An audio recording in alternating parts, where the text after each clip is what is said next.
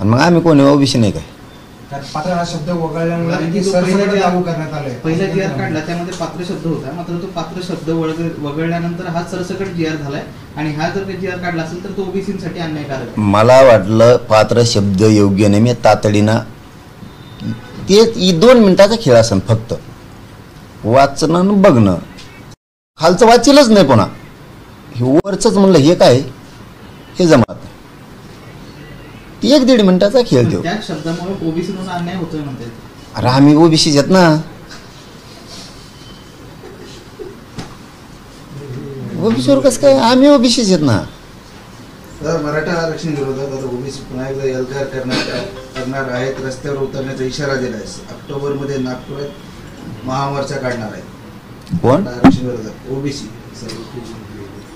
आपल्याला आपलं त्यांच्याबद्दल काहीच म्हणणं नाही. आमचं भांडण सरकारशी, आम्ही सरकारला भांडतो. तुम्ही कशासाठी भांडावं काय करावं ते तुमचा प्रश्न. मला माझ्या समाजाला जे पाहिजे ते मिळेल, ठसून सांगतो ते. हां, माझ्या समाजाला जे पाहिजे होतं ते मिळेल, माझ्या समाजाने मिळेल. आम्ही दोघंही चरण राहतो, गरीब मराठांनी. आम्हाला जे पाहिजे होतं ते आम्ही मिळविले. हैदराबादचं गॅजेटियर पाहिजे होतं, घेतच तो कायदा बनेला, त्याचा जी आर काढला. सातारा संस्थान घेतलं, 2 झाले, 58 लाख नोंदी झाल्या, 3 कोटी ते झाले. मला आणि माझ्या समाजाला जे पाहिजे ते मी केलं. त्याच्यामुळे मला दुसऱ्याच्या मोर्चावर बोलायचं नाही. तो मोर्चा काढा, रास्ता रोको करा, पण एक मात्र माणुसकीच नात्याने सांगू शकतो, याच्या विरोधात, मराठ्याच्या विरोधात असं याच्या त्याच्या काढण्यापेक्षा तुमच्या जातीसाठी लढा, तुमची जात मोठी होईल. तुम्ही म्हणताय त्या ओबीसी मध्ये तुम्ही गेलात, तुम्ही त्यांच्यासाठी लढलं पाहिजे. आणि मी कवा नाही म्हणलो, ते आता आमच्याच विरोधात लढतात, आम्ही कवा नाही म्हणलं त्यांना. म्हणून त्यांना सांगणं आहे आपलं, माणुसकीच आहे ना त्यानं. तुम्ही किती विरोधात लढला तरी तुम्ही म्हणले होते आम्ही भेटून देणार आहे, आपण भेटीलच. तुम्ही बदला, तुमच्या जातीसाठी लढा, कल्याण होईल तुमच्या जातीचं. मराठा समाज जसं एकत्र आणलंच तुम्ही, मग हे जे विरोध करताय यांना पण एकत्र आणण्यासाठी पावलं उचलाल का, की चला बाबा एकत्रच लढूयात? कशात लढायची एकत्र? जर विरोध करतायत तर त्यांना त्याचा आता आरक्षणच मिळालं आमचं ना, आता कुठे एकत्र लढतो? आता लढायला काय राहिले? गॅजेटियर 2 घेतले, हैदराबाद घेतलं, सातारा घेतलं. पश्चिम महाराष्ट्रातले आमचे विदर्भातले भाऊ, खानदेशातले भाऊ पहिलेच आरक्षणात गेले. थोडेफार राहिले तर समिती आहे. हां, राहिला आता कोकण, तर आमच्या कोकणवासियांना विनंती आहे, तुम्ही घ्या नका घेऊ, पण माझी विनंती आहे तुम्ही आरक्षण घ्या. इतकी बेकार परिस्थिती लेकरा बाळावर बेतती ना, तर तुम्हाला हात लावून घ्यावा लागेल.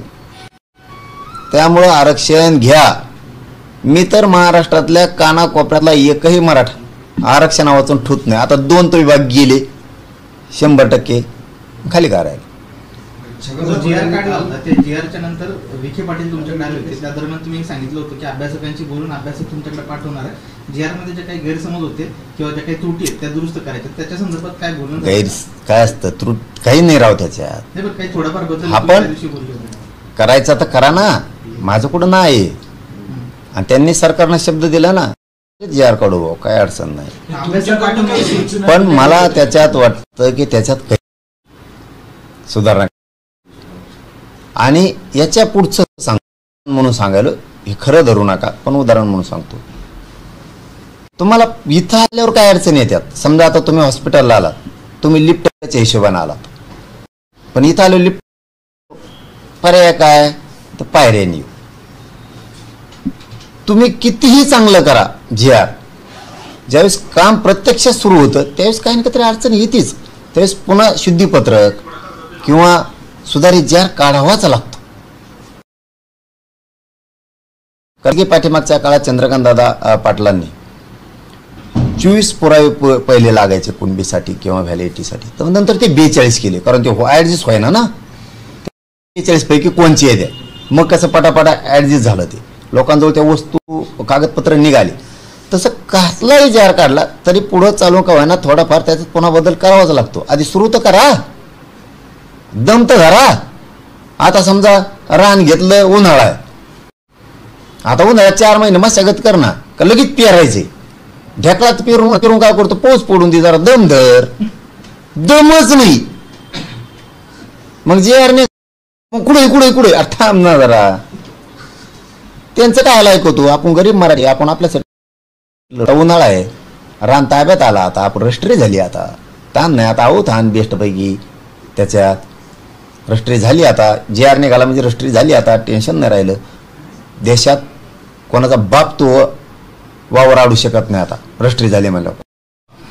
मग झाली ना, मग आता दम्मानी उन्हाळा आहे सध्या, आता बेस्ट आवता हाणावं, ढेकळं जिरून द्यावं सगळे, पाऊस पडल्यावर मग पीक लावता येईल का लगेच लावायचं ढेकळं आता उन्हात, मग नाही जळून जायचं सगळं. असं चतुर बुद्धीनं मराठीत चला, तुमच्या लेकरा बाळाचं मी कल्याण करतो. छगन भुजबळ यांनी काल बंगायला साकडे घातले की ओबीसी आरक्षणात घुसखोरी करायला संधी दिली. तेच म्हणणं आहे आमचं.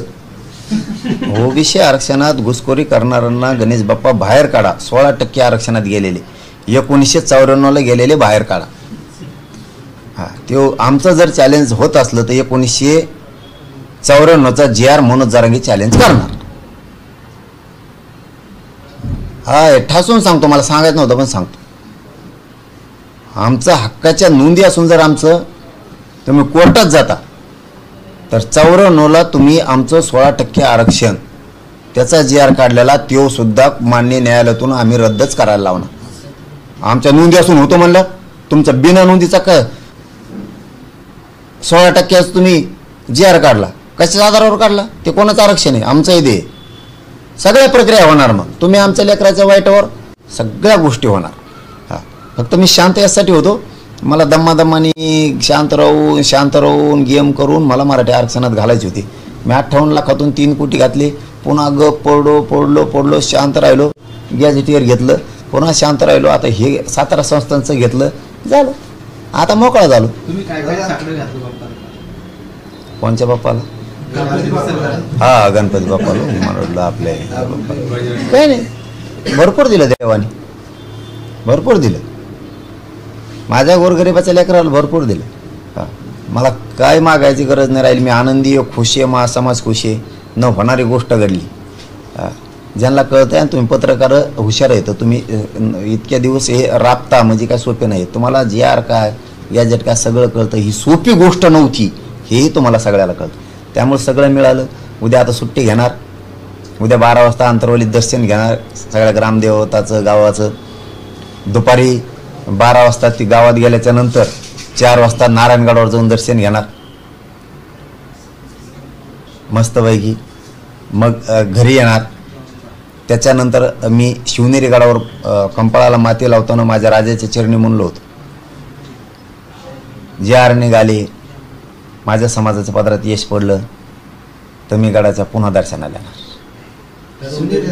शिवनेरीच्या हां, पुन्हा दर्शनाला येणार, जाणार आहे. फक्त आता ते पायऱ्याला यात लगेच जाणार होतो, पण मला वर जायचं, शिवाय देवीचं दर्शन घ्यायचं आणि राजाच्या चरणी नतमस्तक व्हायचं. ती मातीत किती ताकद आहे हे मला जगाला सांगायची, म्हणून मला तिथं जायचं आहे. पण आता नाही, चालायला यायला लागल्यावर, कारण मला शिवनेरीवर डायरेक्ट वरच जायचं, पाय ठेवून नाही. हां, नारायणगड फक्त उद्या आहे, कारण लगेच जाणार होतो सुट्टी झाली की मी शिवनेरीवर. पण मला पायथ्याला थांबावं लागेल, मला पायथ्याला नाही थांबायचं. राजाच्या चरणी नतमस्तक होऊन पुन्हा कपाळाला माती लावायची. भरभरून राजानं यश दिलंय, भरभरून. आणि शिवाय देवीचं दर्शन घ्यायचं, पण मला वरतं जाता आलं पाहिजे. त्यामुळे थोडं तब्येत बरी झाली की 8-15 दिवसात, महिन्यात 100% मी जाणार. मला वाटलं मी गड चढू शकतो की निघालोच लगेच. दसरा मेळावा कुठे? आता दिवस राहिलेत बघा थोडे. आता लईच अवघड हे आलंय. आंदोलन समाजाचं मोठं सुरू होतं आणि दसरा मेळाव्याचा नारायणगडावर गेल्या वर्षी घेतला, पण आता एवढी मोठी तयारी होईन अवघड आहे, म्हणजे लय अवघड आहे. आता कसं होईल माहीत नाही, पण मला वाटतं छोटा खाणी जसं असन तसं, निवेदित नाही, काय नाही. निवेदित परंपरेनं करायचं म्हणलं समजा ते, तर ते तयारी आता किती राहिली, 1 महिना राहिला दसरा मेळा. शक्यच नाही. पहिले 3 महिने आम्ही झुंजत होतो, त्याला तयारी करीत होतो. कुठं टँकर ग्राउंड साफ करणं, काट्या साफ करणं, तिथला चिखल साफ करणं, मुरूम आणून टाकणं, साऊंड सिस्टीम महिनाभर आधी बांधणं सुरू होतं, तिथली जनरेटर आणणं, जेवायचं साहित्य लोकांचं, खायचं प्यायचं साहित्य, पार्किंगच्या ते मैदान नीट करणं. आणि आता आमच्या हातात फक्त 1 महिना आहे. त्याच्यामुळं दसरा मेळाव्याचं अवघड आहे. पण आता परंपरा खंडित होऊ नये म्हणून आपलं हाई तसं आणखीन बोललो नाही मी, बाबाशींशी बोलतो उद्या गेल्याच्या नंतर. पण जसं असेल तसंच मग 2000 असो, 5000 असो, 1 लाख असो, नाही तर 10 लाख मराठी असो, नाही तर 200-400 असो, जसं असेल तसं. मात्र ह्यावेळेस त्याच नावेला जे आता जसं असेल तसं. कारण माझ्याकडे तुम्ही असता तरी काहीच करू शकत नाही 1 महिन्यात. ती लहान तयार नाही. कारण मराठ्यात मरणाचा आनंद आहे आता. पुरं राज्यातून मराठी पुन्हा यायचं म्हणलं सुविधा. त्यामुळे जर दसरा मेळावा घोषित करतोय मी तर सुविधा करावं लागतात. 1 महिन्यात होत नाही. त्याच्यामुळं आपला छोटेखानी एवढे वर्षी बारकोसाक आपला छोटेखानी. दादा, मराठा समाजाचा आरक्षणाचा प्रश्न मिटत आला आहे. आता प्रश्न आहेत अजून शेतकऱ्यांचे मोठे प्रश्न आहेत. आत्महत्या होतात, खताचे भाव वाढले आहेत, मालाला भाव नाही, बियाण्याचे भाव वाढले आहेत. या संदर्भात काही भूमिका घेणार आहेत त्या भविष्यात? नाही, आणखीन हे होतं नाही एकदा सातारा संस्थांचं. कारण मला त्या पश्चिम महाराष्ट्रातल्या लेकराबाळाचंही कल्याण करू द्या एकदा. मला त्यातून मोकळा होऊ द्या. आणि एक मुद्दा हातात घेतला की तो कडेलाच नेतो. मराठवाडा झालाच, पश्चिम महाराष्ट्र पण झालाच, पण त्याची मला GR अंमलबजावणी सातारा संस्थांची घेईपर्यंत सातारा संस्थांमधून पश्चिम महाराष्ट्रातला एक बी गरिबाचा माणूस आरक्षणापासून बाजू जाऊ देणार नाही, एक पण. दादा, धनंजय मुंडे असं म्हणतात की मला सांगायला लाज वाटते, या बीड जिल्ह्यात पोलिसांना आपले आडनाव लावता येत नसेल तर ही सामाजिक समता आहे का? फक्त मराठा समाजानेच छत्रपती शिवाजी महाराजांची जयंती साजरी करायची का? आणि डॉक्टर बाबासाहेब आंबेडकरांची जयंती फक्त मागास प्रवर्गातील लोकांनीच साजरी करायची? त्याच्यावर बोलणं म्हणजे 1.5 वर्ष वायाला जाणार. का म्हणतात माणूस गळू असं हे होतो. त्यामुळे त्याच्यावर बोलणं नको. ते बोलायचं कामाचं नाही.